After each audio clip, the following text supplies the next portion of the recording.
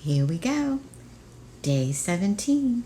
Let's see what happens to Roz with all of those other robots coming to take her away. Chapter 70. The Hunt Begins. While his flock distracted the Ricos, Bright Bill darted around behind them and desperately searched for buttons. He had once shut down his own mother with a click, and now he would do the same thing to the intruders. But he found no buttons on these robots, only smooth surfaces. Clearly, the Ricos were not designed to be shut down so easily. Giant hands swung through the air, and the geese were swatted away. Loudwing was plucked by her foot and flung to the ground. She crawled into the weeds as the others scrambled up and over the trees. A quick scan by the robots revealed that Roz was gone. The three Ricos turned and marched back to the airship. The door hummed open, and the robots disappeared inside. And when they stepped back into the meadow, each was holding a silver rifle in his hands. The hunt for Roz was on. Without speaking, the Ricos marched away from one another, fanning out in their standard search pattern. Rico 1 marched straight toward the southern tip of the island. Rico 2 marched straight up the mountainside, and Rico 3 marched straight into the forest. Chapter 71. The Forest Assault. Rico 3 marched through the forest with steady stomping strides. His blocky head swiveled from side to side, scanning for any sign of Roz. But he was distracted. You see, everywhere the Rico went, he was met by shrieking animals. He didn't know it, but he was in the midst of a coordinated assault. Swooper hooted orders from above. Hawks, sparrows, owls, dive in front of his eyes.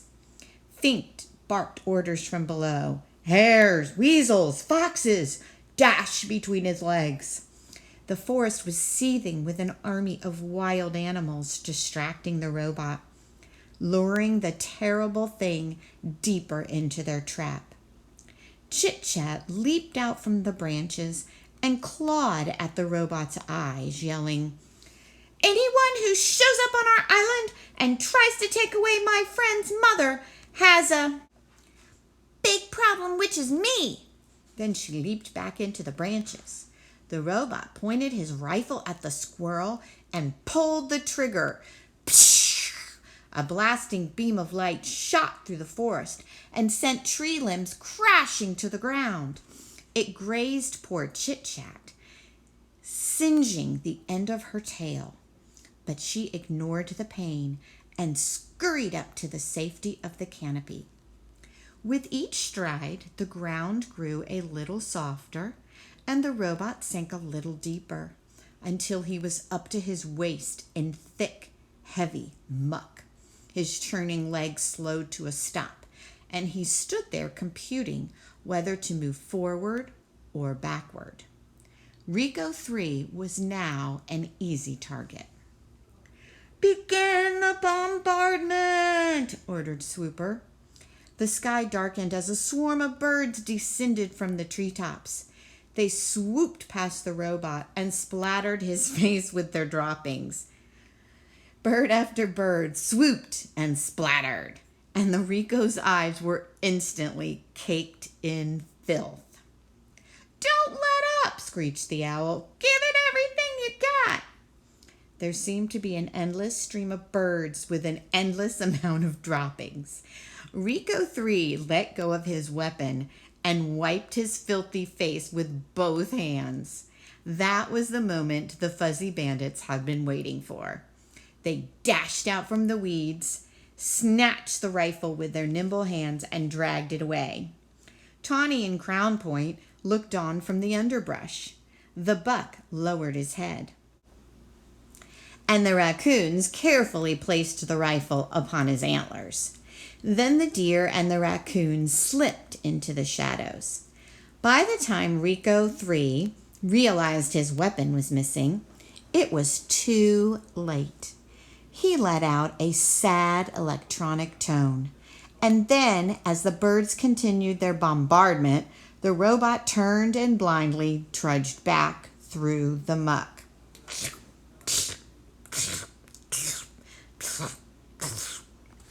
It was now time for the final stage of the plan.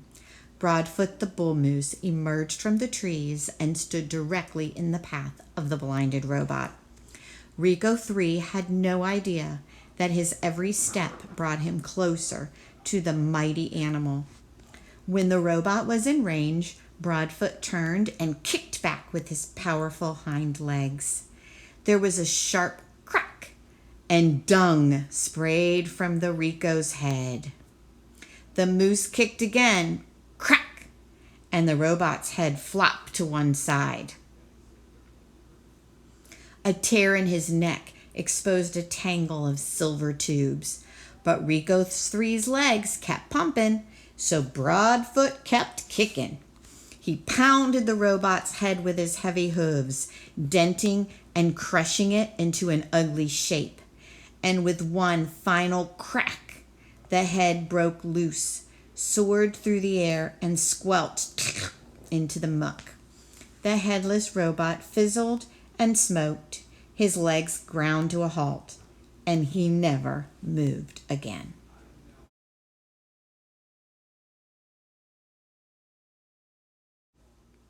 Chapter 72, The Mountain Rumble. Rico 2 stood at the mouth of the cave. "Rosm, Unit 7134, are you in here?" The only response was his own flat voice echoing back, but he sensed movement somewhere down the tunnel. So he switched on his headlights, raised his rifle, and marched inside. The Rico marched past animal bones and rock piles and wide cracks in the walls. His blocky head swiveled from side to side, scanning for any sign of Roz. But she was nowhere to be found, so he turned and marched back toward daylight. And then a deafening roar filled the cave. Roar! From the shadows flew a giant body. Mother Bear charged into the robot and smashed him against a wall. Then Nettle and Thorn jumped in, and together the family went to work. They rammed his legs. They slashed his chest. They muscled him to the ground. On his way down, Rico 2 squeezed the trigger. There was a flash of blazing light, and the walls began to crumble. Nettle grabbed her brother by the scruff and pulled him outside as an avalanche of rock thundered behind them. Mother Bear howled. The rifle exploded. Stones clanged against Rico 2. The avalanche slowed and settled as a cloud of dust billowed out from the cave. "Mother?" Nettle peered into the darkness. "I'm here," said a weak voice. The young bears dashed inside and found their mother half buried. They pulled heavy stones from her body and dusted her off. "I have broken bones," she rasped, "but they will heal. Where is the robot?" Rico 2's headlights switched back on. Stones tumbled as the robot staggered to his feet. His body was scratched and scraped. His head was badly dented. His left arm was completely useless, so it was tossed aside. Then the one-armed robot limped out of the cave and continued to hunt for Roz. "Don't worry about me," Mother Bear growled to Nettle and Thorn. "Kill the robot." With his heavy limp and his grinding gears, Rico 2 was easy to track. The young bears caught up with him as he was entering a grove of pines. But they didn't attack, not yet. There was a better place to finish him off up ahead. So They hung back and followed him across the mountainside. The distant rumble of the waterfall grew louder with each passing minute, and then a slash of white appeared through the trees. Soon, the robot was standing beside the rolling, frothing river just above the falls. He was too badly damaged to leap over the falls, or to wade through the rapids, or to climb down the cliffs. But he had to continue his hunt for the target. So he started limping upriver in search of a safer crossing. There was a rustling, and the young bears exploded out from the trees. They threw their heavy shoulders against the robot's body, and he stumbled sideways onto the riverbank. Nettle reared up and wrestled the robot, twisting and shaking him with all of her strength. Rico, too, felt his feet slipping on the rocks. He felt his body tipping over. And then he plunged into the white water. And he brought Nettle with him. The current immediately swept Nettle toward the falls. She rolled through the rapids, crashed into one rock, and then desperately clambered onto another. Rico, too, stood straight up, and the river rushed around him. He took a step, slipped, and disappeared beneath the water. But then he was up again. Thorn ran to help his sister, but she was pointing upriver and roaring, "Use the logs!" When the younger bear turned around, he saw what she meant. A jumble of broken logs were wedged between the rocks of the rapids, and a moment later Thorn was on top of them. With water sloshing over his back, he forced a paw between the logs and pried the top one loose. It splashed into the river and wound its way down through the rapids, only to roll harmlessly past the robot. Then it dropped out of sight. The bear tried again. He popped another log into the river, and this one spun just in time to ram its full weight into the robot's chest. Rico, too, went sailing backward and sank beneath the surface. When he reappeared, the river was full of heavy wooden torpedoes. One log pounded the robot's shoulder. Another slammed his face. More logs knocked him closer and closer to the falls. The current became too much for the injured robot, and it carried him away. He grasped for anything solid he could cling to, but the rocks were too slippery, so he settled for a fistful of fur. Nettle had been hanging on to one rock this whole time, but now that the robot was pulling her, she started losing her grip.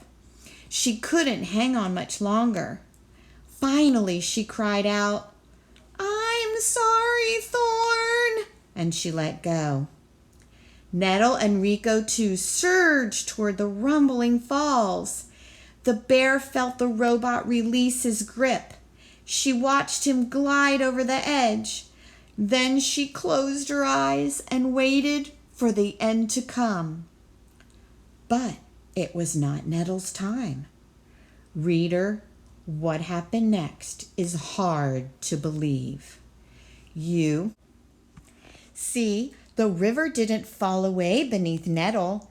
It tightened around her. Hundreds of fish surrounded the bear. They pressed their faces into her fur. They thrashed their tails against the current, and they slowly pushed her away from the edge. Farther and farther they went, gradually moving upriver, until Nettle's brother pulled her from the water. The bears collapsed onto the riverbank, and when they looked down, they saw hundreds of fish looking back up. "Thank you," roared Nettle. "I'll never eat fish again." The fish smiled and sank into the rapids. "I thought you were dead," said Thorn, breathing hard.